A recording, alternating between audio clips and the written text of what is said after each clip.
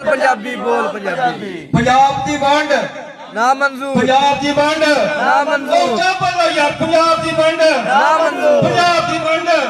नहीं वंडन देना पंजाब पंजाबी तीन सिफतां होनियां चाहिए ने याद रखिया जे खालस पंजाबी च असीं अपनी ज़बान पंजाब प्रधान बनानी कुछ हो जाए दूसरी पंजाब की वंड किसी सूरत नहीं होने देनी साढ़े को डाढ़े होकर कर लेन उसे अंग्रेजा भी कर दिता सी अच्छा लेकिन वो नहीं होने देनी और तीसरी पंजाब के वसैल पंजाब से लगणगे ए सारे मारो यार कैमरा ए सारे पंजाब के नाम से जमा होए जे जेड़े कह रहे हैं पंजाब पंजाबियत खत्म हो रही है एवें जनाब गल्लां बनाईयां ने अच्छा हुण जनाब असी बुलाने साडे